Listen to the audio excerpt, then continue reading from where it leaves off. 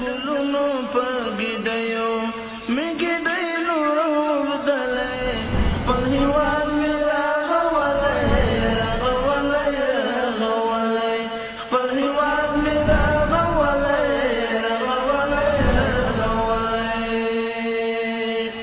خپل هېواد مې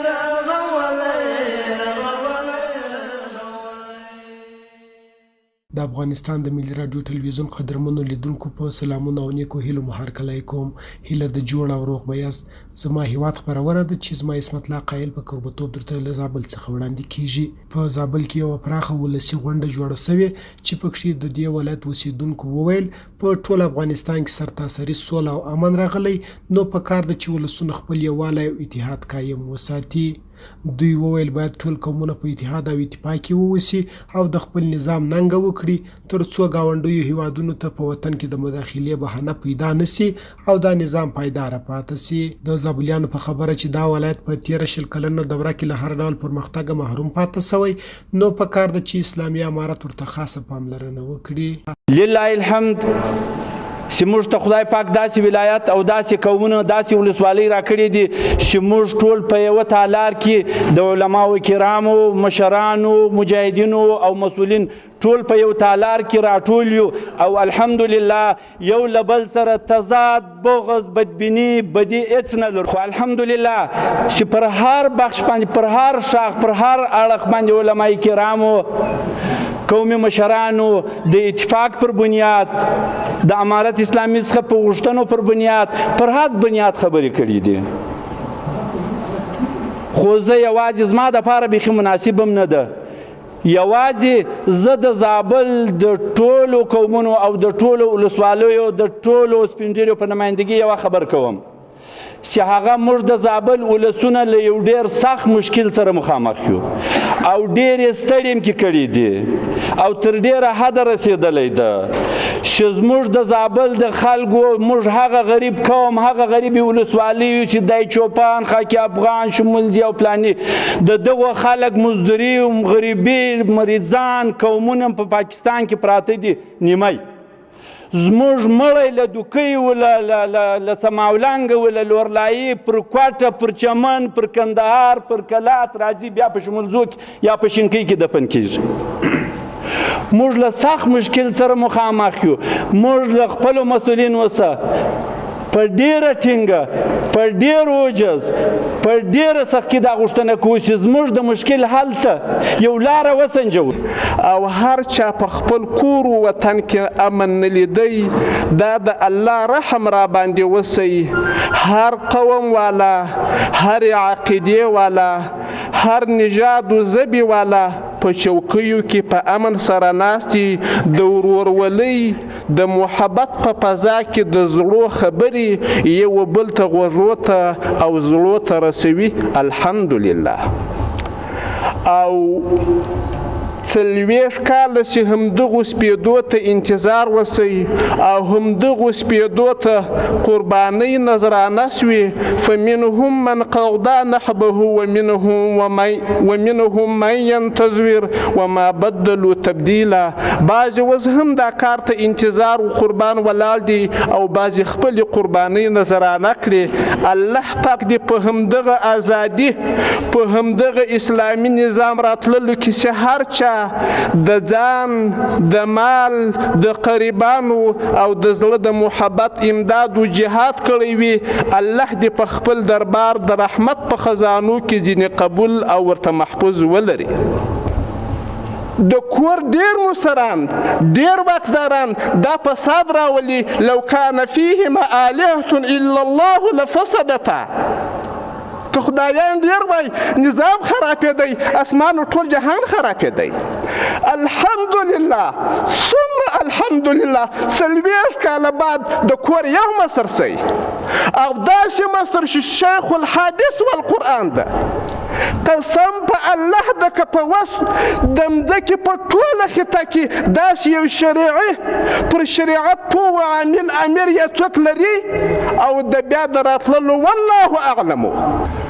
له امارته څه مې دا خواست، بلکې لوی خواست مې ده چې عجب موږ په ډېر وخت کې خودمختاره نه وو د کفارو له دسیسو له توطیهو یو له بله پر ګمارلو اوس مهاجبه د ارام ساه کلې ده. څو غوښتنې مې امارت اسلامي ومنه، داسې لمن خپره کړه لکه ستا د شهداو ټوټې ټوټې چې رالې او تا خلکو ته عفو وکوله. داسې یو پراخه سینه کړه چې دغه راوبوله و خپل ملک ته له دغه پردي کفارو څخه دا زموږ خویندې و میندې دي. یو داسې ترجیح دې شي ته ورکړه چې هغه به دغه به اولین ستا ګام وي، خپل محبت ورکړه. دا مې یو خواست. بل خواست مې دا ده له امارت اسلامي څخه تاسو ګورئ دا انقلابونه چې نړېدلي دي دا هغو حکومتو له خپل مابینځي اختلافاتو څخه نړېدلي دي. داسې دا اتحاد وساتئ، داسې دا یووالی وساتئ او تاسې د امیر امر ته قانع سئ او د امیر امر ومنئ. انشاءالله چې ټوله دنیا سره یو سي، هیڅ هم په تاسې نشي کولی. داسې ډېر شیان امارت اسلامي افغانانو ته کړي دي او افغانانو ته راوړي دي. موږ ځینې خوشحاله یو، بعضې کوچني کوچني شیان به وي خو هغو ته جدي پاملرنه وکوئ. دا خپل منځي اختلافاتو ته هیڅ لمن مه وئ، دا قومي اختلافاتو ته هیڅ تر اوسه خو لیدلي نه دي.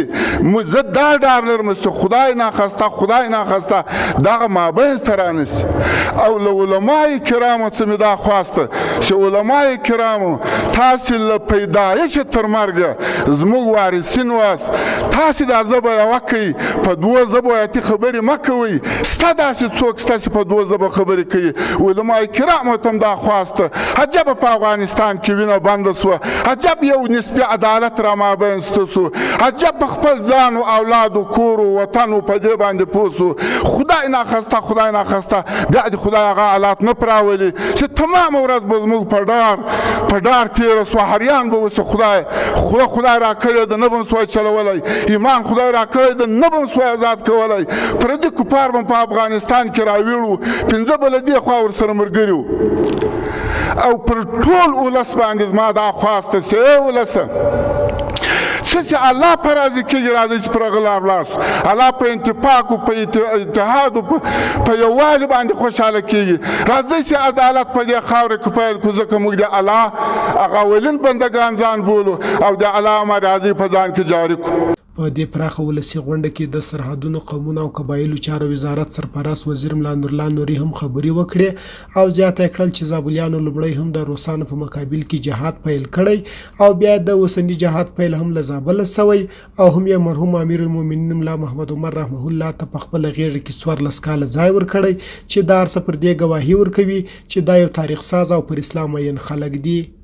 د هغه په وینا که یووالی او اتحاد داسې قایم کړو نو لرې نه ده چې په نږدې وختونو کې به له ټولې نړۍ سره په هر ډګر کې سیالان سو. محترمو ملګرو، د مجلس حاضرینو، د 20 کلن جهاد په اوږدو کې چې په افغانستان کې څه تېر سول تر لمر عیان دي او موږ تاسو ته په ډیرو جلسو او تقریرو کې ویل کېږي چې دا وسول دغه زحمت او دغه تکلیف او داسې چاپې وي، داسې شهیدان او داسې بندیان وو، داسې اسارتونه او داسې کورو ته خلک داخلېدل، داسې بې احترامي وي، داسې بې عزتي وي، داسې وحشي کفار راغلي وو، داسې ظلم یې وکاوه، په وطن کې څه تېر سو، چا ورسره وکول، څنګه یې وکول. له دې 20 کلنې دورې په دغه اخر د ورځې کې چې غږېږو وخت به هم ونیسي او مطلب به هم رزق پاتې شي. زه هم د دغه 20 کلنۍ دورې د ستومانۍ او د دغه اوږده جهاد د کړنلارې چې بوش افغانستان ته خپل پوځونه رالېږل، د بوش اعلامیه به ستا په یادېږي چې بوش په خپل اعلان کې ویل چې موږ 50 کاله جنګ د 50 کلنې جګړې اراده په افغانستان کې لرو او نه ستړي کېږو. خو داسې بوش ورسره له خپلو پوځیانو ته په 20 کاله کې دې ته سپارل کوي چې سرنګون سر ټیټی له افغانستانه ووتی. دا معجزه ده دغه امت ته.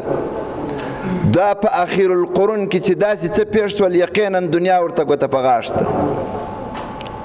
زه هم د ده له خپل قوت او استعداد سره چې ټول مادیات او د نړۍ کپره هم له ځان سره جمع کړي وو، په افغانستان کې هم څه ملګري پیدا کړي وو. د دنیا ټول امکانات، هوایي و زمینی قوتونه افغانستان ته په داسې غرور داخل سو چې د دغه قوت په مقابل کې چې څوک حرکت کوي هغه مجنون ده. د دغه قوت په مقابل کې چې څوک د دوی په تعبیر بغاوت کوي هغه په ځان نه پیږي. د دوی دغه قوت په مقابل کې چې څوک اعلان کوي هغه د خپل ځان د مرګ انتظار دی وباسي. نو ځکه دا اعلان وکړي دا امید نه و چې 20 کاله به وغځېږي. اعلان یې دا وکړي چې موږ په افغانستان کې د 50 کاله جګړې اراده لرو او تصمیم لرو او قوت لرو او عزم لرو. خو د افغانستان مجاهد، د افغانستان مجاهد ملت، د افغانستان مجاهدینو، د افغانستان سرښندونکو ځوانانو، د افغانستان مجاهد ملت سي د 50 کلنه اراده 20 کالو ته راټیټه کړه. د دوی نه ماتېدونکي پوځ یې و ماتېدو سره مخامخ کوي. د دوی غرور سرلوړي یې له ذلت او خاورو سره خاورې کړه. زه هم همدغه نه تعبیر بس ده. که موږ د 40 کلن جهاد د بریاو له زحماتو او تکالیفو غږیږو وخت به ونیسي.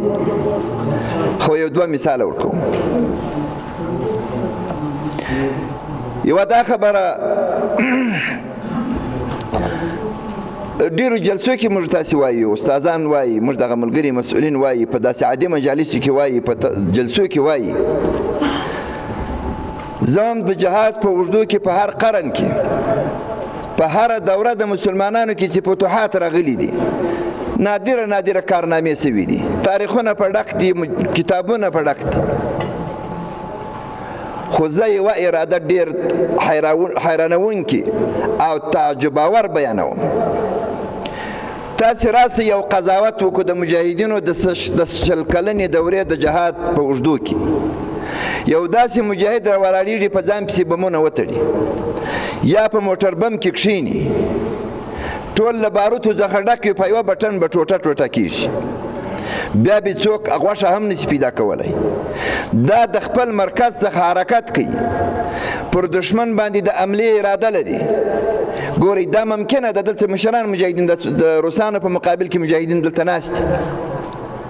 دا ممکنه ده چې مجاهد له مرکزه را روان سي راکېټ یې پر اوږه ایسي دښمن ټانک به وله، یا به په شهادت ورسېږم یا به دښمن له مابینه یوسم. خو دا یې په سل کې تر ډېره حده امید وي چې ژوندی به راځم. دا تر ډېره حده پورې ارزو وي چې دا جهاد به نور تقویه کوم، مخ ته به ځم.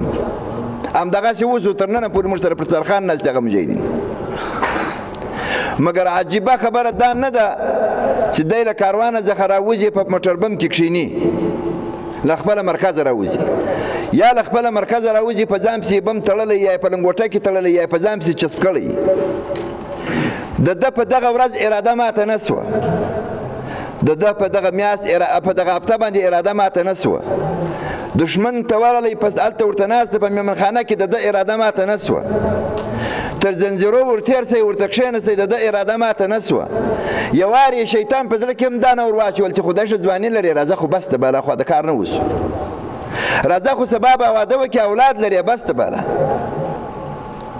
راځه خو تر شا دې مور و پلار ورور ورونه پاته دي، وخت به د دنیا زندګي وکړې، مخ ته به ولاړ سې، ښه عصري ژوند به ولرې. د دغه مجاهد سره هم نفس شیطان ملګری ده، یوه ښایسته ځواني ورسره ملګرې ده. خو نه ځوانۍ دې ته عرض کوي، نه شیطان دونه خطا کوي، نه نفس دونه غلبه پر وکوله. یوازې الهي محبت د اله د کلمت الله دپاره په ځان پسې بمونه تړلي دي. په تاریخ کې دې څوک پیش کړي. زه هم په معسکراتو کې چې فدایانو قربانۍ ورکولې، په معسکراتو کې په زرهاو فدایان موجود وو. هغه فدایانو به خپل امیر ته ژړل چې ماته نوبت راکړه. تر 3 کالو پورې داسې خلک وو چاته نوبت نه ورتلی، ده به شپه ورځ ژړل. خپل امیر څخه به یې غوښتنه کوله په 3 کاله کې ستا عزم مات نه سو، په 3 کاله کې دا خاطره ورځ در سره تېره پېښه نه سوه چې راځه بس د دا نه کېږي یا یې نه کوم. داسې ځواني لرم دا ځواني به وساتم. زه هم که د تاریخ په اوږدو کې کتابونه وګورو یا له خپلو مشایخو مشرانو پوښتنه وکړو چې په تاریخ کې داسې ځوانان تېر سوي دي که تېر سوي وي ډېر لږ. زه هم که یوه فدایي چې په افغانستان کې فدایي وکړه، که یوه مجاهد چې داسې سرښندنه وکړه چې د امریکا په مقابل کې سرکشي، د امریکا په مقابل کې جهاد اعلانول، د نړۍ د امپراتورۍ په مقابل کې داسې قرباني ورکول، که یوه سړي کړی وای تاریخونه به ځینې غږېدای. زموږ یو نه د لس نه دي سل نه دي زر نه دي په زرهاوو انسانان، هر مجاهد په خپل بخش کې په خپله درجه کې، هر مجاهد چې قرباني ورکړې ده په خپله درجه کې داسې قرباني ورکړې ده چې تاریخ ځینې عاجز ده. دې مجاهدینو چې کمې قربانۍ کړې، کمې کارنامې یې کړې، مخکې مو دغه یو مثال پیش کوي، بس په هغه به اکتفا وکړو. ملت مو بیا څنګه ملت ده، ولس مو بیا څنګه ولس ده. یو وارې خو پر دغه مجاهد باندې قسم در سره کوم چې په کوره دغدۍ کې به پیدا نه کېده داسې څوک، داسې فوج به څوک ونه لري، داسې قطعات به څوک ونه لري، داسې تربیه به څوک ونه لري، داسې عقیده به څوک ونه لري کې درلوده د ګوتو پر شمار. ته په زرهاو لرې، په سلهاو نه په زرهاو انسانان لري. دا ستا له نسله، دا ستا له تربیې، دا ستا په ډوډۍ، دا ستا په محراب کې، دا ستا په حمایت. زه د زابل د ملت، د زابل د ولس، د زابل د مجاهدینو، د زابل د عام ولس یو دوې درې وړې ښېګڼې وایم. وړې په دې معنا چې وخت مو نه ونیسي، غټې په دې معنا چې تاریخ ځینې عاجز ده. د روسانو په مقابل کې د جهاد اعلان او د جهاد شروع تاسې را سره ومنئ، راواخئ تاریخ د ثور د انقلاب تاریخ راواخئ، له زابل څخه حرکت شوی ده. تا اسلامي شعار ته په اوله ورځ تر ټول افغانستان لبیک ویلی ده. په 14 کلن جهاد کې دي چې کم خلک په وینو رنګ پراته دي، تر ننه به انشاءالله ویني تر څه چې هغه حقه شهیدان. تا د جهاد حماست په ټول ملت باندې پیژندلی ده، تا د جهاد ولوله په ټول ولس کې پارولې ده. که د روسانو په مقابل کې دغه سپین ږیرو مجاهدینو چې اوس یې ږیرې سپینې دي قرباني ورکړی نه وای، په ده زابل کې به نن د روس فاکولته ویله کېده، دلته به دهریت قائم و. دا ستا بهادري وه، دا ستا مېړانه وه، دا ستا قرباني وه، دا ستا فداکاري وه. په دوم قدم کې چې د طالبانو تحریک د فساد په مقابل کې شروع شي، چا چې فساد وکړي هغه له جهاد سره خیانت وکړي، هغه دغه اشخاصو جرم ده، هغه نه د قوم ده، نه د تنظیم ده، نه د ملت ده، د هغو افرادو ده چې له جهاد سره خیانت وکړي. خو د طالبانو اسلامي تحریک چې بیا څو ورځې بعد اسلامي امارت شو، په مربع د زابل کې یوه مرمۍ چا د طالب په مقابل کې نه ده استعمال کړې. د زابل په مربع په ټولو حدودو د زابل کې لبیک ورته وویل سو طالبانو امارت ته، د طالبانو اسلامي تحریک ته. زما مجاهدین قومندانان په یادېږي چې طالبان به ورلو سرابې ځینې غوښته، یا به په خپله ورته رالو ورته وبې ویل چې د علماو په امر مې اخیستې، د علماو په امر یې تسلیموم، د علماو په امر باندې مې جهاد کړی، د علماو په امر له دغه سبت سره ملګری کېږم. په درېیم قدم کې چې امریکایان رالو، زه تر ډېره پورې یقین لرم چې د زابل خلک، هغه مجاهدین چې د امریکایانو له وهم څخه مرغۍ الوتله نه سوی کولی، د طالب او د جهاد نوم خو چا نه سوی اخیستی، خو له دغې خاورې شروع سوی ده، ستا له ټاټوبې شروع سوی ده. ملا صاحب چیرې پیدا سوی و، ملا صاحب چیرې لوی سوی و، ملا صاحب د جهاد دوره چیرې کړې و، ملا صاحب د علم دوره چیرې تېره کړې وه.